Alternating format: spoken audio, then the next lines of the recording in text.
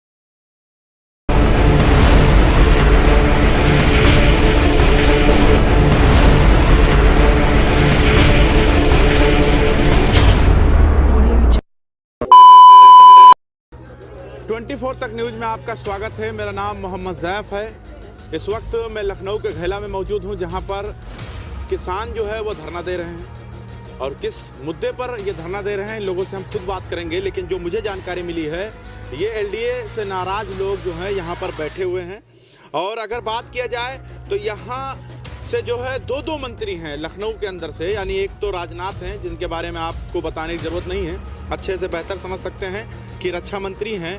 और दूसरे जो मंत्री हैं वो कौशल किशोर हैं, राज्य मंत्री हैं। और ये सारे मंत्री हैं, दो मंत्री हैं, लेकिन ये लोग आज यहाँ पर बैठे हुए हैं। और दूसरी बात, मैं आपको एक बात बता दूं कि थोड़ी ही दूर पे भारतीय जनता पार्टी के राष्ट्रीय अध्यक्ष जेपी नड्डा और उनके साथ में रक्षा मंत्री राजनाथ सिंह मौजूद हैं। थोड़ी ही दूर पे उनकी रैली है और ये किसान यहाँ पर बैठे हुए हैं। तो हम चाहते हैं आप लोगों से बात कर लें, क्या है मामला आपका। सबसे पहले तो हम आप ही से जान लेते हैं कि आप लोग क्यों नाराज़ हैं, क्यों यहाँ पर बैठे हुए हैं। हम लोग नाराज़ हैं। आज करीबन 15 साल से जो है 2007 में इन्होंने हमारी ज़मीन को जो है गजट किया था, और गजट करने के बावजूद में आज तक इन्होंने जो है हमारी ज़मीन को फंसा रखे हैं। ना इन्होंने कोई हमको पैसा दिया गया है, ना इन्होंने कोई कब्जा लिया है। और ये पेपर में कहीं कभी कभी ये भी कहते हैं कि किसानों को वहाँ पैसा भी बांट दिया गया है। किसी प्रकार का एलडीए ने आज तक यहाँ पर न कब्जा लिया, न पैसा हम लोगों को दिया गया है। और हम लोग अगर उनके पास अगर जाते भी हैं तो वो लोग कहते हैं कि हम डीपीआर बना रहे हैं और उसे पर्यावरण से जो है पर्यावरण यूनिवर्सिटी मांग रहे हैं। आज तक 15 साल से जो है इसी तरीके से हम लोगों को चुटिया बनाते चले आ रहे हैं।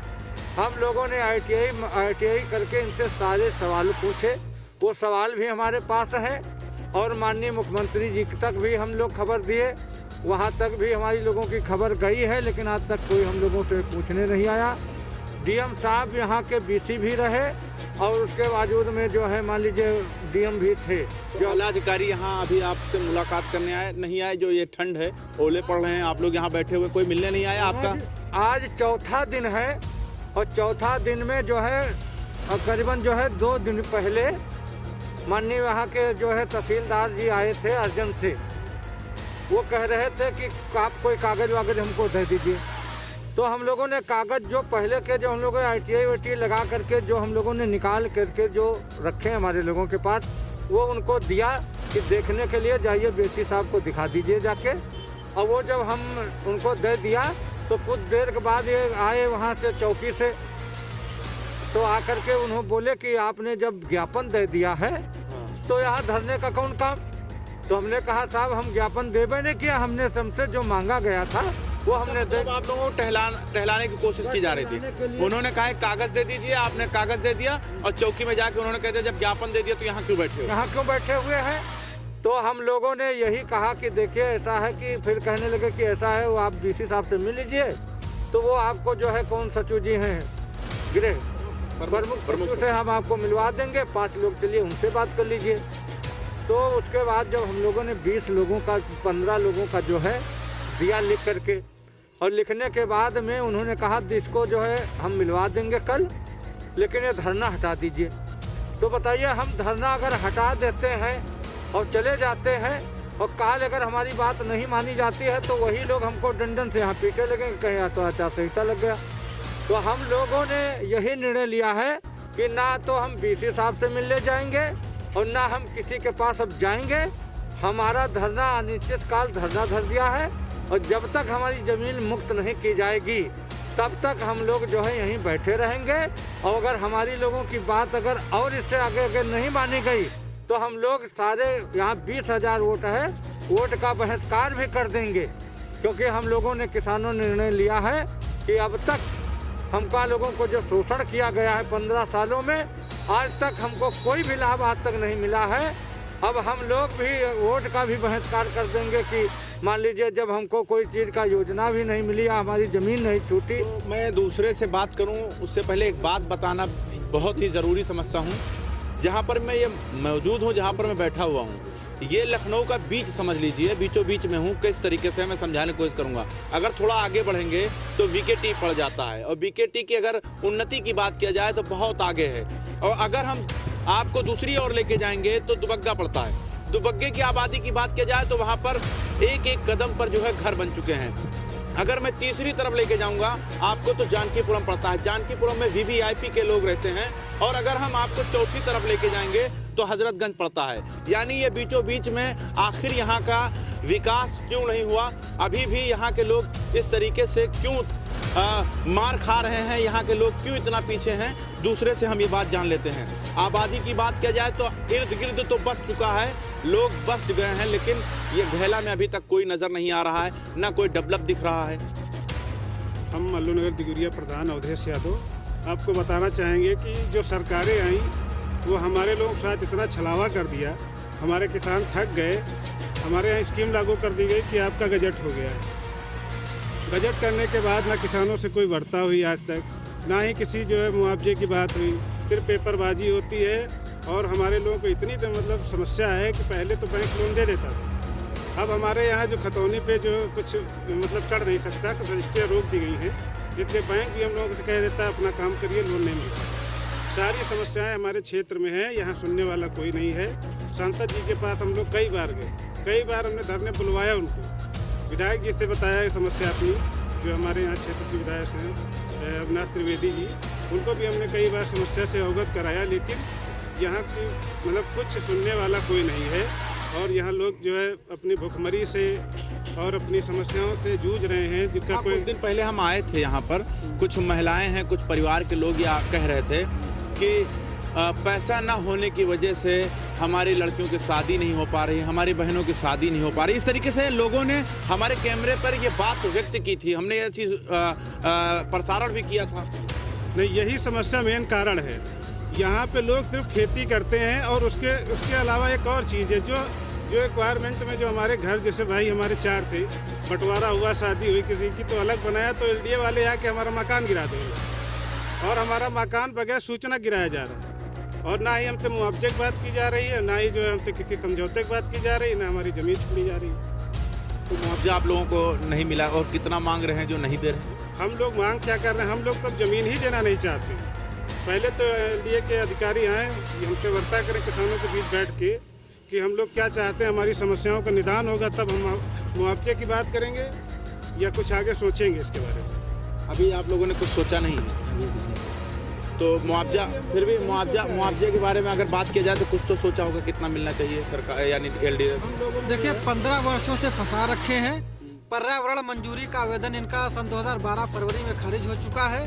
फिर भी ये एक हिसाब से देखा जाए नियम से तो यहाँ की जो इनका अधिग्रहण है वो लैप्स होना चाहिए, क्योंकि जो पर्यावरण कमेटी होती है उसने इनकी मंजूरी की एप्लीकेशन फरवरी 2012 में खारिज कर दी है। तो मुआवजा मांगने का प्रश्न ही नहीं उठता है। आपका पर्यावरण का आवेदन खारिज हो चुका है तो आप यहाँ का अधिग्रहण लैप्स करें, रद्द करें। अच्छा, यहाँ पर बेच भी नहीं सकते हैं ना खरीद सकते हैं, दोनों नहीं कर सकते हैं। क्रय विक्रय पे रोक लगा दी गई।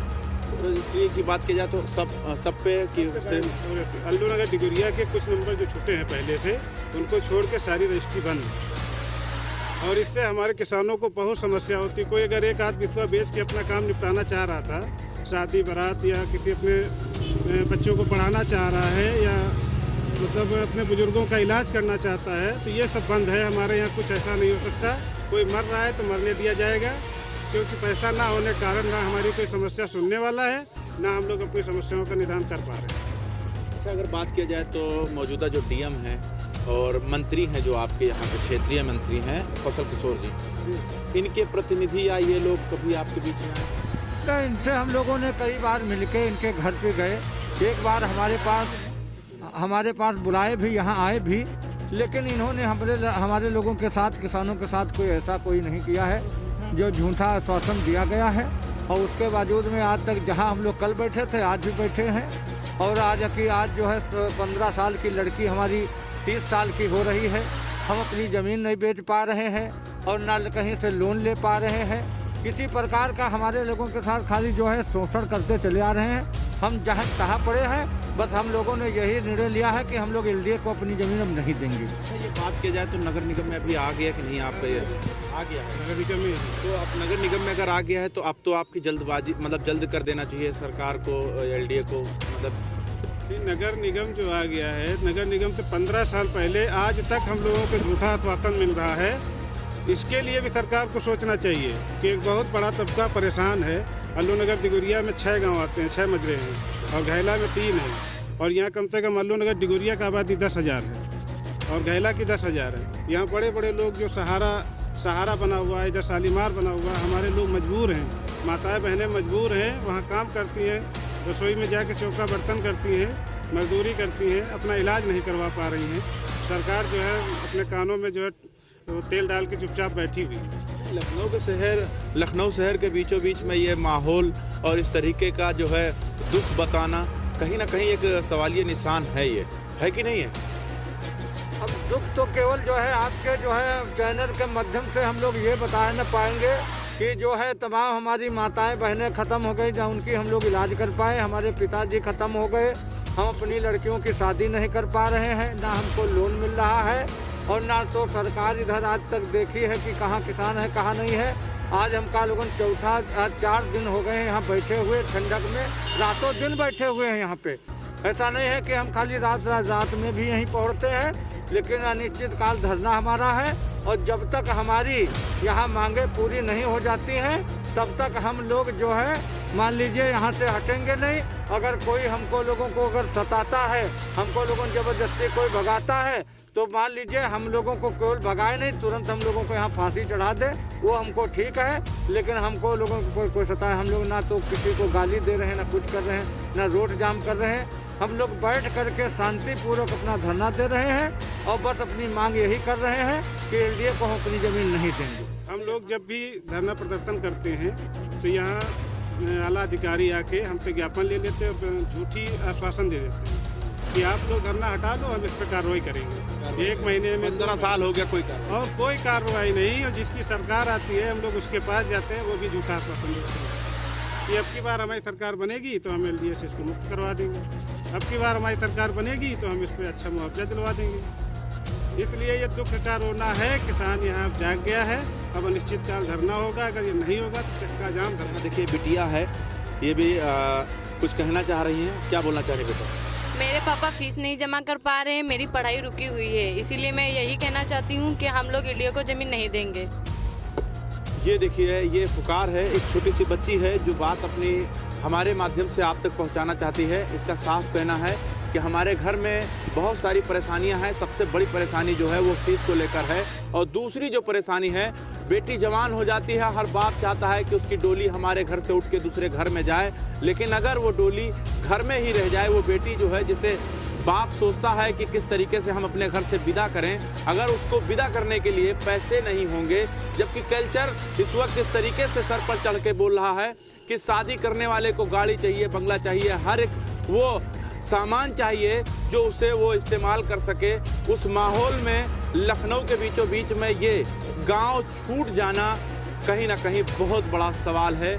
जबकि भारतीय जनता पार्टी जो है वो स्मार्ट सिटी की बात करती है, लेकिन स्मार्ट सिटी में ये कहीं ना कहीं बहुत बड़ा धब्बा है। जुड़े रहें और देखते रहें 24 तक न्यूज़। कैमरामैन चांद के साथ मैं मोहम्मद ज़ैफ, लखनऊ।